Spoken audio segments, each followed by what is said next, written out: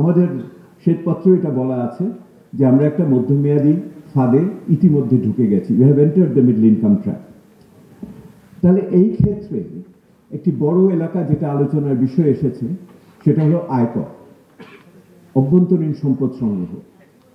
আমরা দেখে আশ্চর্য হয়ে গেছি কিভাবে অবিবেচকভাবে ভ্যাট বৃদ্ধি করা হয়েছিল। যে কোনো একটি দেশে যদি আপনি কর সংগ্রহ করতে চান তাহলে ক্রমান্বয়ে তাকে প্রত্যক্ষ করের কাছে নিয়ে যাবে। আমরা দেখলাম না কোনো প্রত্যক্ষ কর আহরণের জন্য কোনো পরিকল্পনা। যারা টিআইএন আছে কিন্তু যারা ট্যাক্স দেয় না তাদের প্রতি কি আচরণ করা হবে তার কিন্তু কোনো পরিকল্পনা এলো না। অর্থাৎ আপনি পরোক্ষ করের দিকে আগে গেলেন প্রত্যক্ষ করকে বাদ রেখে। আমাদের এটা চিন্তিত করেছে। আমাদের জ্বালানি পরিস্থিতি নিয়ে আমরা দুশ্চিন্তায় থাকি। গ্যাসের সরবরাহ এবং আগামী বোরো মৌসুম এবং গরমের মধ্যে আমার জ্বালানি পরিস্থিতি আরো জটিল হবে এইরকম আশঙ্কা করা হচ্ছে। একই রকমভাবে সরকারি ব্যয়ের ক্ষেত্রে আগামী বাজেটের ভিতরে রাজস্ব ব্যয় কি দাঁড়াবে, সেখানে ভর্তুকির পরিস্থিতি কি দাঁড়াবে, ওই ভর্তুকির কে কত পাবে, কারণ সরকারের যদি ব্যয় সংকোচন করতে হয় সে আলোচনাও আমরা কিন্তু সেইভাবে দেখলাম না।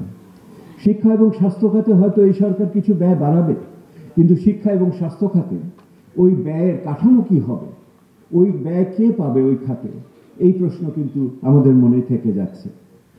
আমরা যেটা আরো দুশ্চিন্তার ভিতরে দেখেছি সেটা হলো এমন উৎপাদন হলো, রেকর্ড পরিমাণ উৎপাদন হলো, কৃষক করলো, কিন্তু সংগ্রহ অভিযানে আমরা এখন পর্যন্ত কোনো সাফল্য দেখলাম না। সংগ্রহ অভিযানে যেই ধরনের দুর্নীতি আগে ছিল সেটা এখনো রয়ে গেছে এবং একই রকমভাবে কৃষক তার যে মূল্য পাওয়ার কথা সেই মূল্য কিন্তু সে পাচ্ছে না সেইভাবে আমরা দেখছি।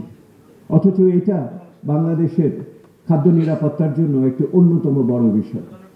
একই রকমভাবে আমরা দেখছি যে মূল্যস্ফীতিকে নিয়ন্ত্রণ করার ক্ষেত্রে সরকারের গুদামে কত খাদ্য থাকে একটি গুরুত্বপূর্ণ বিষয়, অথচ সরকারের মজুদ এত ধরনের আমদানি বৃদ্ধি করার পরেও সেরকমভাবে বাড়ার সুযোগ পাচ্ছে না।